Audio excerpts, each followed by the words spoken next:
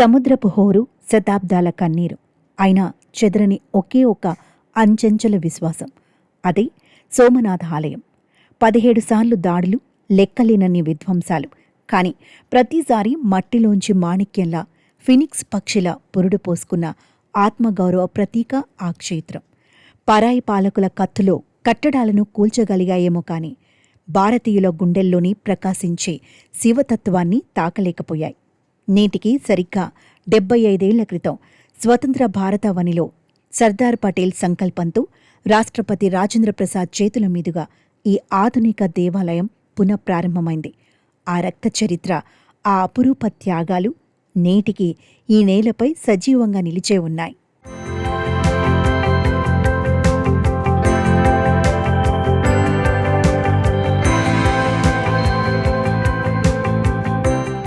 గుజరాత్ తీరంలో వెలిసిన 12 జ్యోతిర్లింగాలలో ప్రథమమైన సోమనాథ ఆలయ క్షేత్రం భారతీయ ధర్మ పునరుజ్జీవానికి సజీవ ప్రతీకగా నిలుస్తోంది.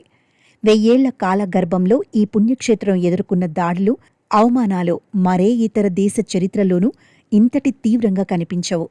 క్రీస్తు శకం 1024లో మహమ్మద్ గజనీ అపారమైన సిరి సంపదలను దోచుకోవడమే లక్ష్యంగా మొదటిసారి ఈ ఆలయంపై భీకర దాడి చేసి గర్భాలయంలోని జ్యోతిర్లింగాన్ని ముక్కలు చేశాడు. ఇక్కడి 1000 కిలోల బంగారాన్ని ఒంటెలపై తరలించాడు.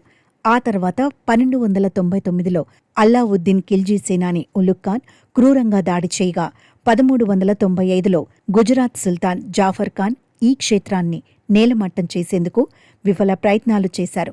దాడి జరిగిన ప్రతిసారి ఆ విదేశీ ఆక్రమణదారులు కేవలం రాతి కట్టడాలను మాత్రమే కూల్చగలిగారు. కాని భారతీయుల గుండెల్లో గూడు కట్టుకున్న అంచెంచెల భక్తిని తుడిచివేయలేకపోయారు. చివరిగా 1706లో మొఘల్ చక్రవర్తి ఔరంగజేబు ఈ ఆలయాన్ని పూర్తిగా ధ్వంసం చేయాలని ఆదేశించిన శివలింగం చుట్టూ ఉన్న విశ్వాసాన్ని మాత్రం చెరిపివేయలేకపోయాడు. రాజకీయ కాంక్షతో, మతపరమైన విద్వేషంతో శతాబ్దాల పాటు జరిగిన ఈ దండయాత్రలు హిందూ సంస్కృతిపై జరిగిన తీరని గాయాలుగా మిగిలిపోయాయి. అయినప్పటికీ ధర్మం కూలిపోయిన ప్రతిసారి సోమనాథ ఆలయం నూతన శోభతో పునర్నిర్మితం కావడం విశేషం. దాడుల చీకటి కంటే భక్తుల విశ్వాసమే శక్తివంతమైనదని ఈ క్షేత్ర చరిత్ర నిరూపించింది.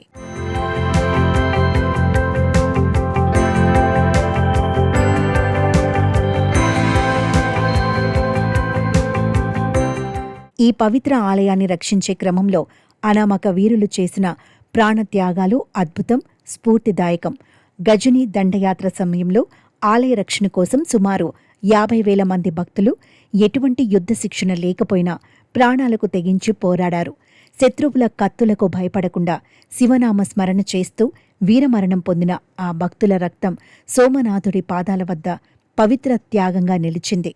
స్థానిక వీరులు హమీర్దీ గోహిల్, వేగఢ్ భీల్ వంటి వారు తమ స్వల్ప సైన్యంతో భారీ ఆక్రమణదారుల సైన్యాన్ని ఎదిరించి ఆలయ గౌరవాన్ని కాపాడేందుకు ఆత్మ బలిదానం చేశారు.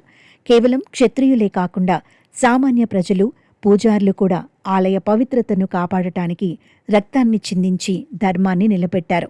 ఆలయ ముఖద్వారం వద్ద శత్రువులను అడ్డుకుంటూ వారు చేసిన పోరాటం నేటికి గిరిజన జానపద గేయాల్లో సజీవంగా ఉంది.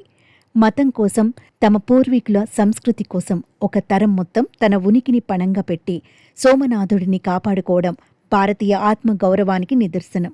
ప్రజల ఈ అంచెంచెల త్యాగమే శతాబ్దాల విధ్వంసాల తర్వాత కూడా ఈ క్షేత్రం నేడు సగర్వంగా ఆకాశమంత ఎత్తున నిలబడటానికి బలమైన పునాదిగా మారింది. ఆ వీరుల బలిదానం వల్లే నేడు మనం ఈ జ్యోతిర్లింగాన్ని దర్శించుకోగలుగుతున్నాం. ప్రాణాలు పోయినా పర్వాలేదు కానీ ధర్మం గెలవాలన్న వారి ఆశయమే ఈ క్షేత్రానికి అసలైన రక్షణ కవచం.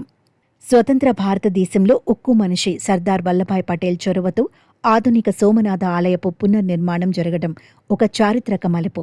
1951 మే 11న అప్పటి భారత ప్రథమ రాష్ట్రపతి డాక్టర్ రాజేంద్ర ప్రసాద్ చేతుల మీదుగా ప్రాణప్రతిష్ఠ జరిగి నేటికి సరిగ్గా 75 వసంతాలు పూర్తవుతున్నాయి.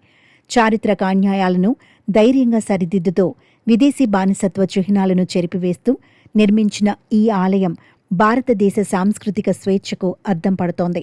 నేడు సోమనాథ ఆలయం కేవలం ఒక పూజా స్థలం మాత్రమే కాదు, అది ఓటమిని ఒప్పుకోని భారతీయుల పట్టుదలకు సజీవ సాక్ష్యంగా ప్రపంచం ముందు నిలుస్తోంది. తరతరాల దాడులను తట్టుకొని నిలబడిన ఈ శివలింగం ప్రపంచానికి శాంతిని, ఆత్మవిశ్వాసాన్ని ప్రసాదిస్తూ కోట్లాది మందికి దిక్సూచిగా మారింది. విధ్వంసంపై నిర్మాణం సాధించిన విజయానికి, అజ్ఞానంపై భక్తి సాధించిన గెలుపుకు ఈ క్షేత్రమే నిదర్శనం.